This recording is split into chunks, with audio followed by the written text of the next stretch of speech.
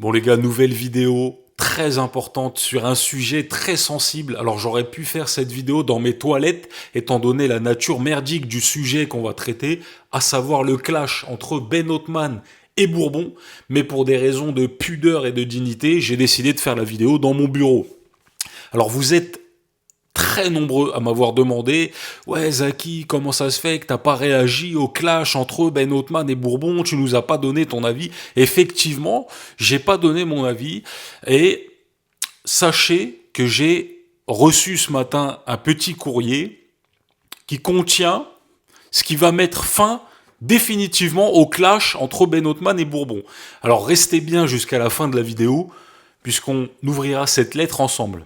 Alors j'ai pas réagi, j'ai quand même fait une petite story sur Instagram, je passais devant le Nabab Kebab qui est fermé à Porte de Montreuil, et j'avais mis en photo, donc avec une barre feed dans la main, et j'avais dit les gars, je sais pas quoi bouffer entre Nabab et feed, voilà, c'était un petit clin d'œil à ce clash complètement ridicule. Alors, concernant Ben Othman et Bourbon, alors j'ai déjà fait, ceux qui me suivent depuis un moment, sur TikTok et Instagram, j'ai déjà fait des vidéos sur Anthony Bourbon.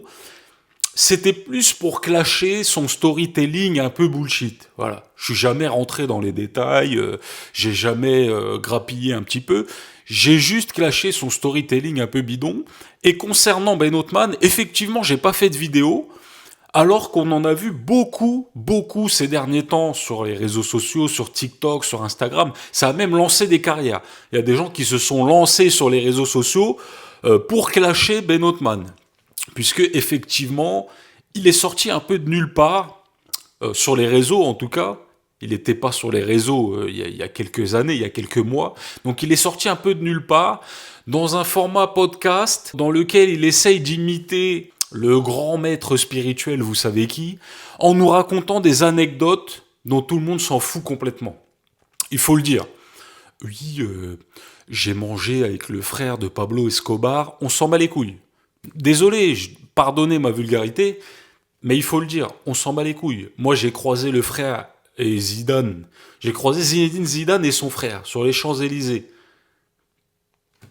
Qui s'en branle? Mais tout le monde s'en fout, en fait. On s'en fout. Oui, j'ai failli racheter Quick. Pareil, on s'en bat les couilles. Non, mais il faut le dire, les gars. Désolé, mais on s'en bat les couilles. Bourbon, c'est différent. Lui, c'est du storytelling que j'appelle du storytelling bullshit. Donc, il nous raconte si tu veux, hier j'étais chez le poissonnier et il y avait une bassine avec des crabes, et j'ai dit au poissonnier, pourquoi tu mets pas un couvercle? Et il m'a dit non, mais t'inquiète pas, c'est des crabes français, s'il y en a un qui essaye de s'en sortir, ils vont tous le tirer vers le bas. Ouais, mais on l'a déjà entendu cette histoire, tu vois, donc pareil, on s'en branle. Il nous raconte l'histoire du fermier et sa femme qui ont acheté un âne, mais tout le monde les critique. C'est pareil, on la connaît depuis qu'on est tout petit. Il va nous raconter quoi? Choupi fait ses devoirs, tu vois, on s'en branle. Et donc, effectivement, j'ai pas fait de vidéos pour les clasher. J'aurais pu faire des milliers de vues, des millions de vues, hein, comme j'avais fait à l'époque pour Oussama, en clashant Ben Othman, etc., en essayant de les mettre face à leurs contradictions, etc. Mais il y a déjà plein de gens qui ont fait ça et qui l'ont fait très bien. Voilà, donc j'ai plus les noms en tête, mais il y a plein de comptes sur Insta, TikTok, etc., qui se sont chargés de cette affaire. Il y en a qui ont apporté des éléments, qui ont fait des enquêtes, etc., des trucs approfondis, que ce soit sur Blast ou Acquisition, qui ont fait déjà un travail remarquable. Alors, moi, j'ai pas réagi pour plusieurs raisons.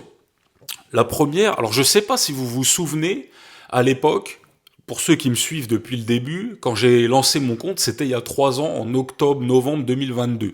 À l'époque, c'était un peu différent, je ne sais plus s'il y avait la perruque, etc., mais j'ai lancé mon compte pour critiquer, entre guillemets, mais surtout lancer l'alerte par rapport aux escrocs du copy trading. Vous vous souvenez de Titouan, le mec qui avait pas d'oreille, il y en avait plein. J'ai plus les noms en tête, il y en avait plein. Je faisais des vidéos tous les jours pour les dénoncer. Je dénonçais leurs brokers, j'avais mis vraiment la lumière sur leur arnaque. Sauf qu'à l'époque, j'avais beaucoup de signalements, mes comptes se faisaient sauter tous les jours, je devais recréer des comptes. Je recevais des menaces de mort, je recevais des menaces de porter plainte, etc. J'ai même reçu des assignations à comparaître pour diffamation, pour machin. Vraiment, c'était épuisant. Sauf qu'en contrepartie, à l'époque, il y avait la TikTok monnaie. TikTok payait très bien les créateurs de contenu. C'était une histoire de 1 € les 1000 vues. Donc on pouvait faire de l'argent comme ça. C'était très intéressant et c'est pour ça que je le faisais. C'était un peu ça la contrepartie. Ok, j'accepte de me faire menacer, de recevoir des courriers d'huissiers, d'avocats, etc. En échange, je gagne un peu d'argent. Tout le monde est content. C'est de bonne guerre. Moi, je m'amuse en créant du contenu. Si ça permet aux gens de pas se faire escroquer aussi, de se rendre compte que finalement les gens ne veulent pas les aider à gagner de l'argent, mais veulent juste piquer leur argent, ça me va aussi. Donc tout le monde y trouvait son compte. Sauf que, au fil du temps, donc j'ai créé une communauté sur TikTok, sur Instagram, et c'est vrai que j'ai arrêté de clasher uniquement les escrocs du copy trading, et j'ai élargi un petit peu mon champ de clash pour clasher un petit peu tout le monde. Entre-temps, TikTok a restreint la monétisation, donc la TikTok monnaie, c'est devenu complètement dérisoire, mais j'ai quand même continué mon combat, entre guillemets, puisque j'aime bien, en fait, voilà, parce que je trouve que ça a un intérêt aussi de mettre en lumière les escroqueries dont les gens n'ont pas forcément idée. Et j'ai reçu aussi beaucoup de soutien, des gens qui m'ont dit « Écoute, merci, grâce à toi, j'ai ouvert les yeux. Finalement, je voulais rejoindre telle société de MLM et je l'ai pas fait parce que je me suis rendu compte que c'était de la merde. J'ai failli rejoindre un canal Telegram pour devenir riche, mais grâce à... » Bref, j'ai reçu plein de messages comme ça. C'était ça aussi ma récompense. Mais, à un moment donné, je me suis dit c'est cool, j'ai une petite communauté sur les réseaux sociaux, je vais peut-être pouvoir monétiser tout ça, et pourquoi pas gagner un petit peu d'argent. Et donc à l'époque, j'avais créé une application de fitness, et j'avais dit, bon les gars, j'ai créé une appli, j'ai besoin de soutien, tous ceux qui veulent télécharger l'application, rejoignez-la, etc., c'est cool, on s'entraide et tout. Et j'avais reçu plein de messages de gens qui me disaient, ça y est, t'as retourné ta veste, toi aussi tu veux nous vendre un truc, ça y est, t'es passé de l'autre côté, t'es devenu ce que tu critiquais. Alors, j'ai pas compris tous ces messages. Heureusement qu'à côté de ça, j'avais aussi beaucoup de messages de soutien et de gens qui me faisaient confiance. Ensuite, j'ai fait un partenariat avec une boîte qui s'appelle Débloc. C'est une boîte française, très legit, sur la crypto, etc., qui propose des services très intéressants. C'est pas le sujet de la vidéo. Et donc, j'ai fait un partenariat avec cette entreprise et j'ai partagé ça donc aussi sur Instagram, sur TikTok, à ma communauté. Encore une fois, et c'était sans obligation d'achat, sans quoi que ce soit. Et encore, je crois que j'offrais des trucs gratuits, c'était gratuit. Et là, j'ai eu plein de messages de gens qui me disaient « Ça y est, lui aussi, il est passé du mauvais côté, il nous a trahis, juge Zaki est en fait un escroc qui veut nous vendre des trucs, vas-y, lui et ses crypto-monnaies. » Bref, plein de messages comme ça qui n'avaient aucun sens. Encore une fois, heureusement que j'ai reçu beaucoup de soutien de la part de gens sensés. Je me dis, ah, ça a l'air intéressant, je vais regarder, etc. Ensuite, j'ai créé un school.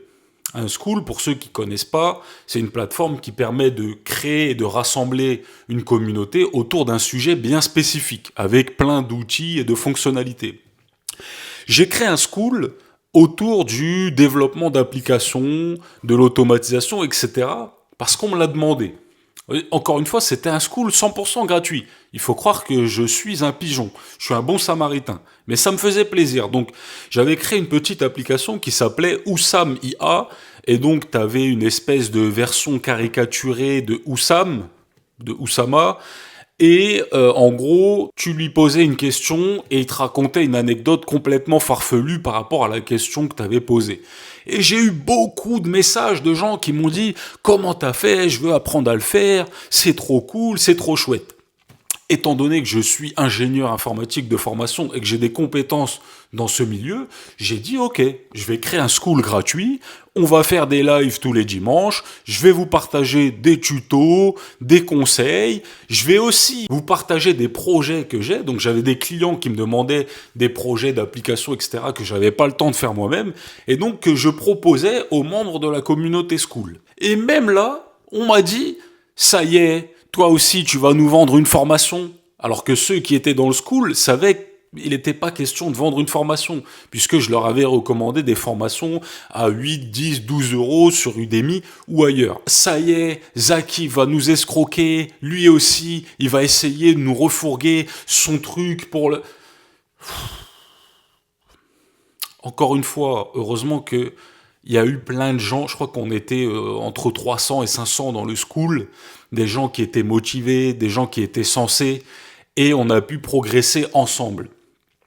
Mais j'ai l'impression qu'à chaque fois que j'essaye de tirer un peu de bénéfice de ce que j'ai créé, à savoir la communauté sur Instagram, sur TikTok, un petit peu sur YouTube, etc., on me le reproche.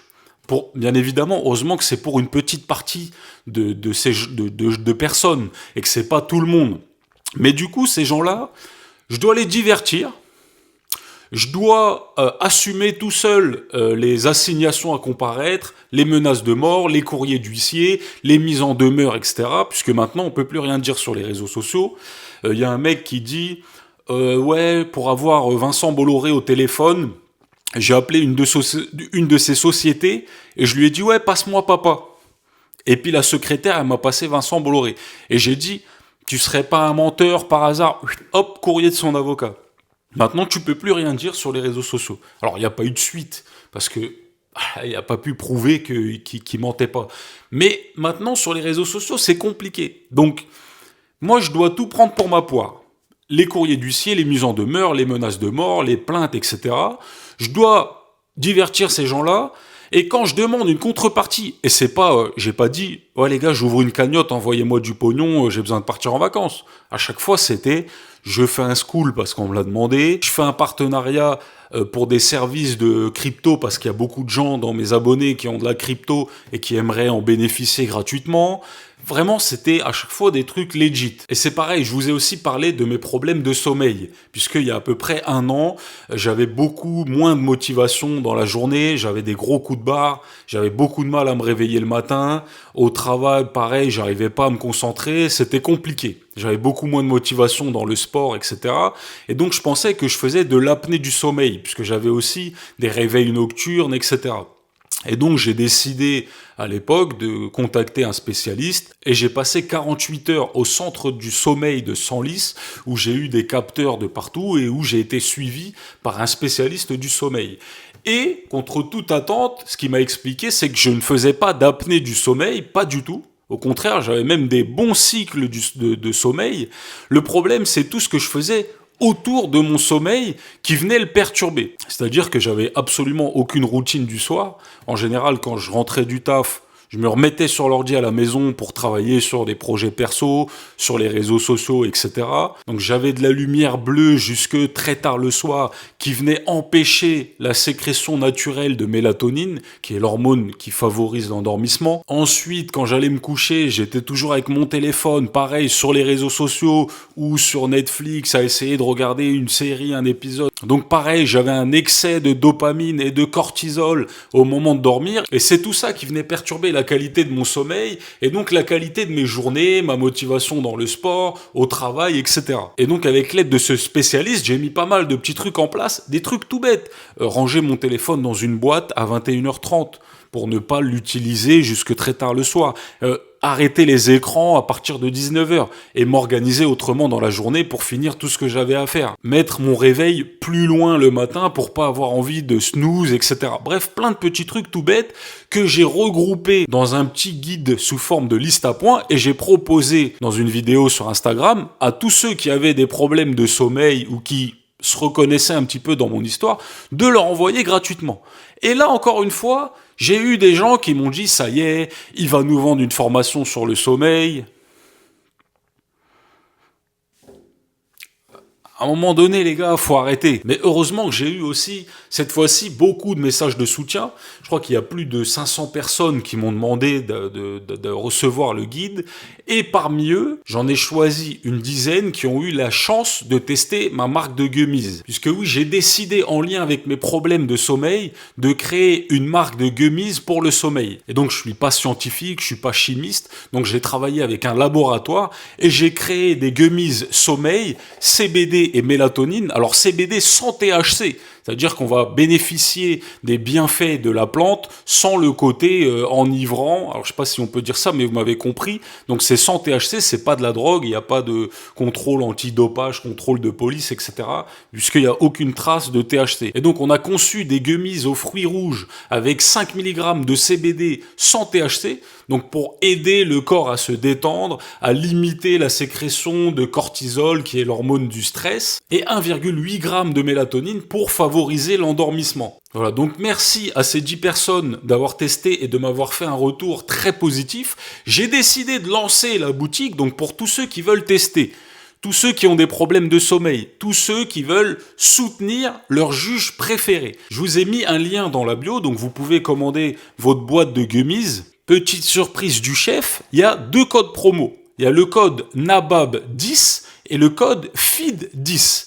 Les 2 codes promo vont vous donner 10% de réduction sur vos commandes. Mais je vous demande de jouer le jeu. Choisissez le code qui correspond au personnage que vous préférez entre Bourbon et Ben Othman. Donc si vous préférez Ben Othman, vous allez utiliser le code NABAB10. Et si vous préférez Bourbon, vous allez utiliser le code FID10. Et ensuite, je vous montrerai les statistiques et on saura qui préfère qui. Bref, pour en revenir à notre sujet principal de cette vidéo, qui est le clash entre Ben Othman et Bourbon. Il nous raconte des anecdotes à dormir debout, dont on s'en fout complètement. Et évidemment, s'il nous raconte tout ce bullshit sur les réseaux sociaux, dont tout le monde s'en fout, c'est parce qu'ils ont un intérêt. Et évidemment, l'intérêt, c'est de gagner de la thune, tout simplement. Alors non plus en vendant des kebabs pour l'un et en vendant de la bouffe en poudre pour l'autre, mais cette fois, en faisant la promotion de leur club d'investissement, avec lesquels, bien évidemment, il semblerait qu'ils aient prévu de gagner de l'argent. Voilà, maintenant je prends des pincettes, parce que pareil, j'en ai marre de recevoir des courriers d'avocats pour tout et n'importe quoi. D'ailleurs, je pense qu'à ce stade, les plus malins qui regardent la vidéo ont compris ce qu'il y avait dans l'enveloppe. Je pense que 98% des gens qui se mêlent du clash entre Ben Othman et Bourbon ne sont pas concernés ni par Blast, ni par acquisition, leurs 2 clubs respectifs. Les gens qui sont déjà dans l'un des clubs et qui se sentent lésés savent ce qu'ils doivent faire pour obtenir réparation. Les gens qui hésitent à rejoindre ou pas un groupe ou l'autre ont toutes les informations nécessaires sur Internet, que ce soit sur les réseaux sociaux, sur YouTube. J'ai même vu des articles de presse, puisqu'il y a des journalistes qui ont fait des articles de presse. Il y a des trucs qui sont vraiment très qualitatifs. Même sur YouTube, il y a un mec qui a ramené des preuves de partout, etc. C'est un travail remarquable. Donc, quelqu'un qui aimerait rejoindre l'un des 2 clubs a toutes les informations pour prendre une décision, pour savoir si oui ou non il a intérêt à mettre son argent de ce côté-là, ou de le garder et de faire autre chose avec. Nous autres, les 98% qui ne sommes pas concernés par l'envie de rejoindre l'un des 2 clubs ou être dans l'un des 2 clubs et se sentir lésés. Qu'est-ce qu'on en a à foutre du clash de 2 riches qui passent leur vie en vacances? On n'a pas des objectifs, on n'a pas des trucs à faire dans nos vies, on n'a pas des familles, on n'a pas des trucs plus importants à faire. Le pouvoir d'achat en France, il est en train de baisser. Le kilo du steak haché, il est à 15 balles. Et nous, ce qui nous intéresse, c'est Bourbon et Ben Othman. Et vous me dites, ouais Zaki, allez, réagis, Bourbon, Ben Othman.